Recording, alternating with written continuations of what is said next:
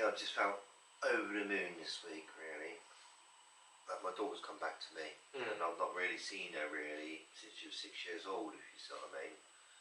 And it's just nice, lovely. You know what I mean? Yeah. I've missed her so much over the years, and like, it's nothing worse than having your own children taken away. I can promise you, especially when you love them and they love you. Yeah. You know, I felt like I've been nailed to the cross for many years. To be honest with you, like I say, I've not really enjoyed. It's very difficult to smile when you've had something that you love so much taken away from you in a kind of way. And then when you your daughter or your son, whatever, reaches 25 and they walk around and see you after all these years, it kind of heals you, you know, and they give you a cuddle. It's just sort of turned everything around, really. You know, she's sort of like, I can't explain it, you know. Kind of rejuvenated your spirit a little bit. Well, reunited, you know what I mean? You know, it's been very difficult for her too over the years, you know. I'm not going to go into detail, but both my daughter and son have also suffered big time for it, you know. I won't go deep into it. But I know that I've suffered because of it, you know. It's just simply that I was with this woman for 13 years and she was hard of hearing, basically, you know, and that's difficult for anyone, you know. It's like living with a blind person. Or it's difficult for the children as well, you know. I kind of know this now. And we're happy, but it just didn't work out, like I said, you know. And she suddenly wanted something else, you know, a bit more. And we had a nice garden, we had a nice house, you know, that we just got. And I was really working hard to sort of do that garden up for the children and that, and then she just took all our dreams away, if you see what I mean. So just ruined our happiness, you know. And it's been very, very difficult for a number of years for me, you know, since I met the girl in a kind of way, you know. And, you know, you have your fun, but you know, you're also taking on a nightmare in a kind of way. You don't realise it, but when you take on or get married to someone, really, you know, you don't realise it can turn into a nightmare. You know, so you've got to be really careful, I think, before you get married. Let's put it that way. Be careful that you choose somebody that you really trust. Let's put it that way. You know, I really thought I trusted my ex-wife. You know, with my whole heart. But at the end of the day, you know, I was giving her everything and spoiling her, you know, and loving her with my whole heart. And then she ended up sort of like stabbing me in the back, really, at the end of the day. Do you know what I mean? Wanting something else. And taking everything that I gave her away. And what can you do apart from just watching it happen in a kind of way, you know? And like I say, I feel like we're on the mend now in a kind of way, because like I said, my daughter's come round after all these years. Because I don't feel she gets on with her mum as much as she gets on with me. She's more like me, let's put it that way, than she's her mother. See, so she's sort of like, I'm 25 now and a bit more of an adult, and I think she's starting to realise that, if you see what I mean, you know. And realising she doesn't really enjoy living with her mum so much, if you see what I mean. So, I think she realises the whole story now. I think children do try find out the truth in the end. They do. See what I mean? About what's really happened here. If you see what I mean. As they get older. You know, I mean, I've been honestly sort of, when I first left, I told you I met a guy and I went to Canary Wharf. But every time I go to see the children, she phoned up, please help me. And she turns you into a criminal. Do you know what I mean? This is what happens to some men, you know. And the police, they're kind of trapped because this woman's pleading for help, you know. And she's hard of hearing, whatever, and she's beautiful as well. And asking for help to get rid of her husband, and they're trying to do that job for her, do you know what I mean? And that's not right, you know, because they're pushing away something the children love. You know? So it's quite a complicated little matter, really, you know. You know, I think it happens a lot. I mean, when the internet first came in, that's when my wife started talking to other men. You know what I mean? So it is what it is. Like, so I'm glad, because I said she's really, really hard work. I've had a number of relationships, you know, and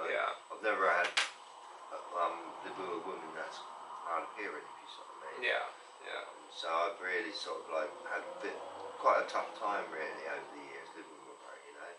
Like I say, I had some really nice times, you know, but like I say, I'm glad it's all over and I learned my lesson from it in a kind of way, you know. And my daughter's come back to me. Yeah. If you see what I mean, that's very, very lovely. You know, I thought I was never going to see her again. You know, she's just come back from America, do you know what I mean? She's been there for a year. Yeah. She went there before, you know, she's been there twice, you know. So I just feel blessed that, you know, she's kind of come back into my life. Yeah. You know what I mean? And it's going to make this year a lot more happier than the previous years, you know. Yeah. Like I say, being separated from your children is nothing worse. Of course. It's like having your head cut off or being nailed to a cross, to be honest with you, you know. And you can't really enjoy life as much as everyone else is, you know, having their Christmas parties with their children and that. You know, I ain't got any anymore, do you know what I mean? You know, I've had them taken off me somehow. Yeah. You know, and I don't know how, because I've done nothing wrong, you know. That's the thing. Yeah. You know, I think I'm the only guy in this country that's got arrested for saying hi to his daughter from across the road when she was 16. Yeah. You know, I got arrested for it, and then I got on probation for a year. Yeah. And then you start thinking, what a joke this is, you know. But, you know, I didn't even open up the the letter. No, Yeah. you know, because I got an injunction on me, you know, I didn't even open it up. Yeah. You know, and 10 days later I said hi to my daughter from across the road, not thinking anything of it. Yeah. The police come storming in 3 days later, do you know what I mean, and took me in. And I was in a high security prison, and I had 5 people questioning me, you know, around the table, Yeah. like I was a murderer. Did I speak to my daughter, you know, did I say hi to her? And I said, yeah, she's my daughter. Yeah. You know, It's crazy, yeah. absolutely confusing and what. Yeah. So yeah, I think they dumb down you. Is that right? Dumb Yeah. down you. Dumb you down. Dumb you down and label you with things, you know. So yeah. So I'm really pleased that I've just seen my daughter. I mean, it just made my day and made my year. You see what I mean? I feel like I can enjoy life a bit more, you know, start doing art again even, do you know what I mean? Because it's really difficult to do things when something like that's happened as well, believe it or not. You know, do things that you enjoy, like drawing or music a bit, you know. Yeah. It's difficult, you know, because I used to sort of like do music and things like of it, but when somebody takes your happiness like that, you know, wants to take everything off you, your house, your garden, your children, everything, but doing nothing wrong in a kind of way, because she sort of fell in love with somebody else. Yeah, you know, and you just can't really, you know, even watch movies and things or enjoy life anymore. It's really quite weird. Yeah. You know, but now I can. Yeah, you know, I can start celebrating life again. Happiness is being restored in a way. Yeah, you know, I've been really struggling to be happy for a number of years, you know, obviously, you know, as I say, it's really sort of fixed me in a big way, like my daughter's come round and given me a big cuddle, you know, whatever. I'm going to be seeing her next week too, if you saw me, she wants to come and see me again.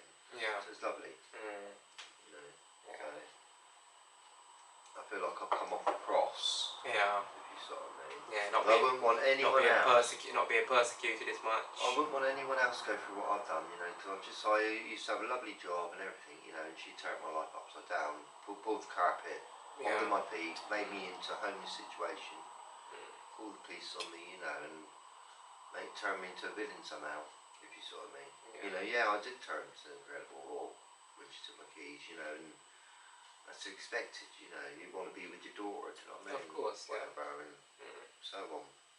So yeah, I've got something to celebrate this year, do you know what I mean? Because it's been a painful, I'd say it's been a painful 30 years, you know, to be honest with you. Yeah. It's a beautiful thing, isn't it, mate? You know? Things are looking up, when things are looking up, mate, it always feels great, you know? You know, helps to remind you that, you know, life gets better, and, you know, staying positive helps, you know, and hoping for the best, you know, and, you know, nothing's better than, like you said, after all these years, you finally being reunited with your daughter. And anyone out there that's probably experienced something similar or gone through similar kind of like circumstances would be able to. A lot of people have. Yeah, will be able to relate to what you're, you know, what you're talking about, what you're saying, because there is a lot of people don't realise is when these things happen, it brings a lot of pain to any good father, any good mother if they lose their children. And children. And children. My children want to spend Christmases with me for the last 20 years, but having they've been forced to go somewhere else, but they didn't really want to go. To be honest with you, that's what my daughter told. Whatever. You know, it's sad. You know, even my son. I think he's nearly 29 now. He's still struggling today because he's got mental health problems. To be honest with you, because he lost his dad, and it hurt him. Yeah. You know, and then my daughter is trying to help him. And she's had to suffer through it, you know. She left school when she was 14. Okay. You know, she couldn't handle life anymore, you know. And whatever, you know, she was having real stressful mental problems, you know. As well, you know, I can't explain it. It gave me mental problems too. Do you know what I mean? It's crazy. They should make it better than what they got it, do you know what I mean? I just don't understand why you got to go to court to see your own children in a funny way, do you know what I mean? That's what I don't get. You know, it shouldn't be a court, it should just be go up and see some people and tell them the situation, you know, but it's all sort of like serious, like you were. Well, it's just another example of how the government tries to interfere in people's lives and tries to control people's lives and tries to have the final say in people's lives and shit, you know. It's very scary going to court, you know, and family courts should be like they are. I'll tell you, it should be a lot simpler than they are. It should be even sent to court, the whole thing, you know. It should be just done by normal people. I don't know, I can't explain it. Yeah. Well, people should be able to come to some kind of amicable agreement, some kind of fair, amicable agreement where they can both be, you know, respectful towards each other. Once they've chosen to go their own separate ways, whether it be divorce or just separation if they're not married. So yeah, I think it's just all about being respectful. It's not whenever there's kids involved and whatever else, like in a situation, and you are going to decide to to part ways and to live separate lives and co-parent outside of that. I think it's important to just, for both parties to be respectful and to be polite and maintain a good relationship. It doesn't have to be like a frequent relationship, but it has to be able to maintain a good relationship for the sake of the child. So that the child still grows up with a loving mother and a loving father, if you see what I mean, just to have the balance between the two. I've been alienated. I'm alienated. So is my children, you know. It's a horrible thing. It's one of the worst things in the world. You really do feel like an alien. Helpless. But anyway, like I say, I've got something to celebrate this year, seriously, because I've been struggling. New year, new beginnings, new starts. But it's kind of a new start again for you and your daughter. You haven't seen each other for all this amount of time, and now it's a fresh start. New relationship kind of again, Yeah, it was very beautiful, sort of just walking around town with her or whatever, and chatting. I just feel happy when I'm with my children. I always feel happy. Always feel happy. Yeah, same. Well, most of the time, unless he injured himself, of course, But even sort of like Christmas time, they always bring me happiness if I'm with them at Christmas time. And you can imagine sort of like I've struggled to get custody and everything and gone to courts and they've gone against me, right? I've not had Christmas with my children. And that's really unfair. When I'm trying to love my children, but they're saying, no, you can't love your children like that because you're an idiot or something, whatever. But I take them to the duck pond, I do this, and I play, I'm telling them stories, and drawing with them. I've been a good father. They don't see, they don't know you. No. They make decisions on based on what they've heard. Your wife might, my ex-wife going there telling lots of lies or something, saying I rape people, or whatever. You just don't know what they're saying. Yeah. Do you know what I mean? And because I took my wife to court. I shouldn't have done. I ran over to the solicitor over the road because she took my custody. Yeah. And I'll be honest with you, because it's some medication that I was on. Alright, I talked my wife over the phone that I was on some medication because I had a bit of a brain And she said, "You're not seeing the children." You know what I mean? It's all to do with the medication, nothing else. Nothing I did. Yeah. You know, and I'm thinking, hang on, what did they put me on that medication for when I got, you know, it's risking my children going. You know what I mean? What the doctors do. You know what I mean? Yeah. So it's all kind of like, you know, it's really made me go mentally mad in a funny way, you know, because, you know, like I say, he's kind of like put you on a cross. Yeah. You know, and you're only loving the children, you know, and you always have done. You know, they don't really like look at your background, I don't think, you know, or what they might do. Like they must have, you know, knew I'm a supervisor. They knew that I had good work record and all this. She didn't have one. You know what I mean? You know, she had a couple of jobs, but she didn't, you know, got sacked all the time. Do you know what I mean? You know, and I had to work most of the time. Do you know what I mean? But they don't look at that. You know, they just really look at sort of. She goes there to court, yeah, and they listen to her. Yeah. And she's lovely, whatever, and she's quite good writing, whatever, and she wins the case somehow. You know, and I lose it. Yeah. They don't say nothing to me, and I lose my children. Do you know what I mean? And it's just devastating. Like cut my head off. You know what I mean? You know, I'd rather have my head cut off, to be honest with you. What I mean, you know. But anyway, at least I know what's going on now. You know, like so I'm sort of like talking to my daughter now, and she's, you know, just sort of like know her more, if you sort of mean, and not understand what's going on a little bit now. Yeah. Anyway. A bit more insightful as to actually what's going on. And I feel like I can. What's been happening while you weren't there and all that type of shit. Just feel a lot happier, you know, where I didn't know what was going on before. I didn't know where she was, or didn't even know whether she was alive or dead, if you sort of mean, you know. And it kind of really hurts, you know, because I created her, do you know what I mean?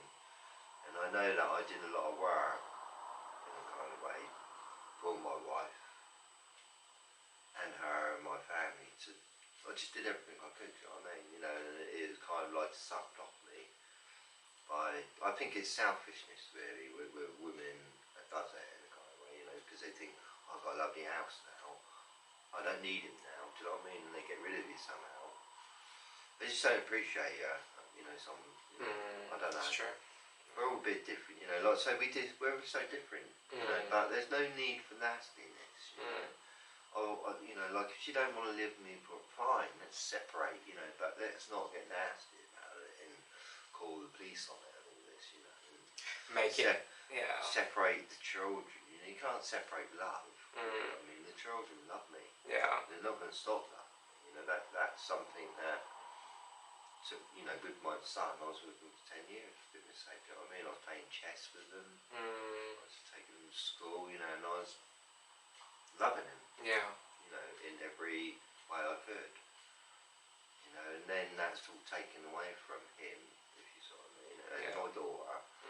And they were very sad when I left. You know what I mean? It's like a ghost house, they said, you know, and it wasn't the same, you know. Yeah. And then my ex-wife getting new boyfriends, you know, and it's not the same. It's not ever going to be the same as it was, you know. I used to cuddle them, tickle them, blow on their bellies, have a laugh with them, you know. It's not going to be the same, you know. You can't expect a stepdad to do that. Yeah.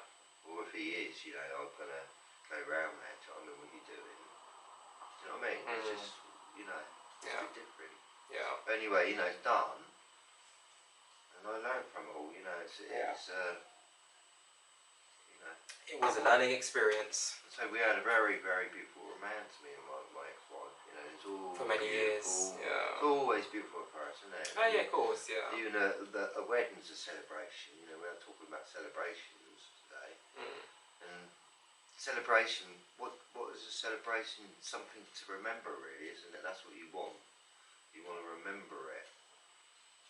And most people plan their weddings, don't they? And they try to make it the best they can with the money they've got. Yeah. And that's the thing about like Christmas. Can you enjoy this year? You know, have you got enough money to enjoy it? Yeah. You know, that's another thing, isn't it? You know, or have you got a good job this year, or did you just lose your job?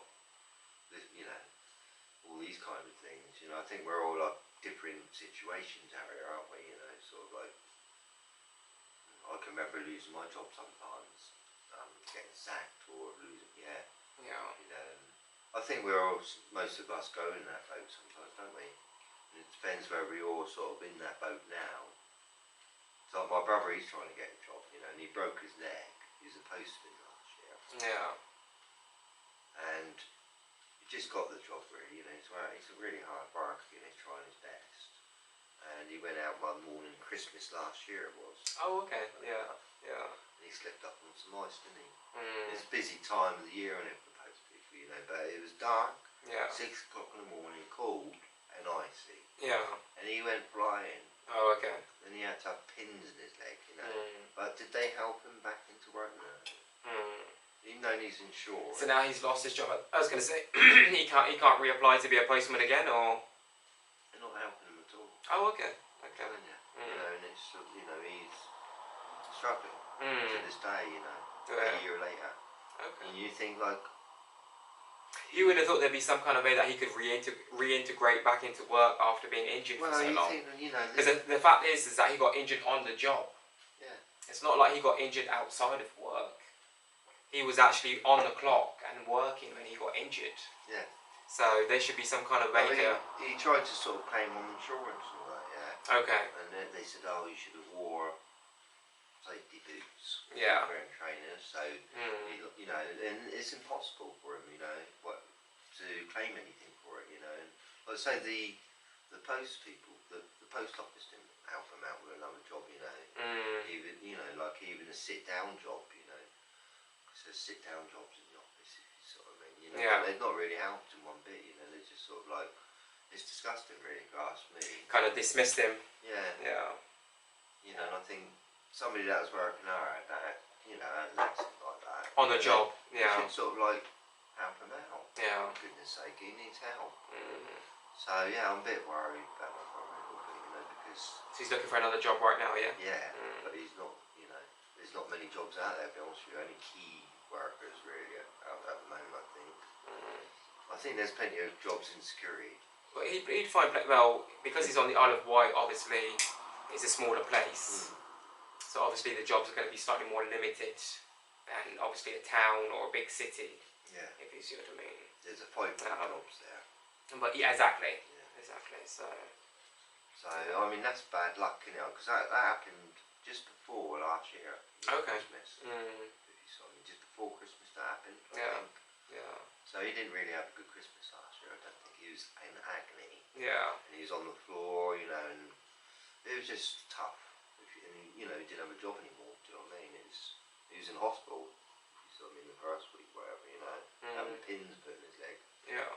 So I think it depends who you are, whether you're going to enjoy Christmas or not. You know, you might slip up or something if you saw what I mean. Or, you know, this year. You know, on New Year's Day. Yeah. You might wake up in the morning and slip up on a banana skin or something and break your leg. Wouldn't be very good, would it? No, God forbid. Yeah. I mean, that's it. Just it. You got to be careful in life, you know. Very careful. I think I said to my brother, I wouldn't slip up in life because I'm just careful. Yeah. I'm the same. I was gonna say I'm very much the same, mate. Whatever I do, you know, whatever I'm doing, I always try to be cautious, mate. I've never broken a bone in my life. Well, I broke my wrist once, but that was playing a sport. I was young, I was in my teens, and I was playing cricket for the school, and I kind of dived to catch a ball. You know, I caught the ball, and the guy was out. You know, I did manage to catch the ball. The guy, you know, he ended up being out. But the way that I landed after I caught the ball, I kind of landed on my arm, kind of thing, and I ended up breaking my wrist. And for the first couple of days, I didn't really even realise that it was like broken. It was like really uncomfortable and felt like quite painful. But I thought maybe like I'd sprained it. I thought like it was maybe a sprain. I didn't actually realise it was broken. And then for like a week went by and it was still really painful. So I remember saying to my mum, like, because I was young, you know, I remember saying to my mum, like, something's not quite right. Like, it's still really painful and it's still slightly swollen and it's still, I can't really write, I can't really like apply pressure, you know, to my hand kind of thing. It's just painful otherwise. So obviously I had to go to the hospital, have an x-ray, and then they said, oh yeah, you've broken your wrist, and I had to have a cast. I had a cast for about 4 months, I think, 4 months, something like that, roughly, 4 to 6 months, I can't remember exactly, but yeah, something like that, yeah. No, So that was strange as well, because where I broke my predominant wrist, because I'm right-handed, so I broke my predominant wrist. I had to get used to doing everything with my left hand, which was a bit strange, you know. Yeah. Yeah. So you can't really celebrate when you've broken your leg. Yeah. I think you know, you just really, I enjoy every day. You know, like I say, I celebrate every day, and you've got to be sensible every day. I think, haven't you? With everything. Yeah, it's true. I don't think you need to go around the world, really. You know, I mean, it helps, doesn't it? Sort of like exploring the world. And Yeah. sort of like say, New Year's Day, people celebrate it differently, don't they? Depending where you are. Yeah, true. Yeah.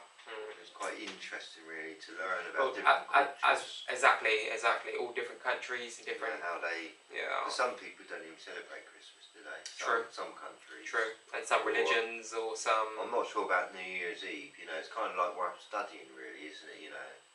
Sort of. Yeah, it's quite interesting. Yeah. I think the Western world definitely celebrates it, though, don't they? Oh yeah, for sure. Yeah. All of Europe. Yeah. Yeah, it's a very westernised thing. It's very true. Yeah.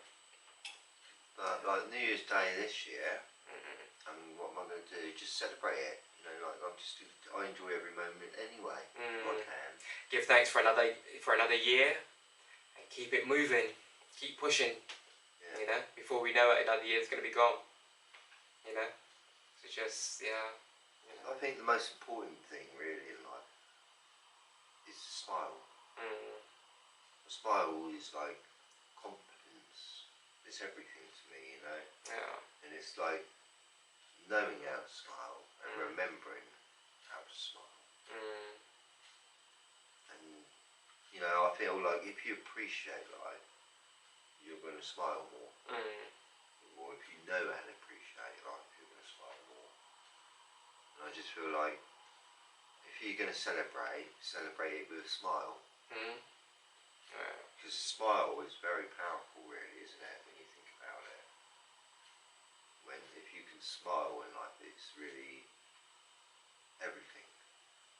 Really, you can really generate. Because some people fake it. Yeah, you know, they fake their happiness. You know, but I'm genuinely happy today. You know, like I said, I'm reunited with my daughter again. You know, and that's like a miracle to me.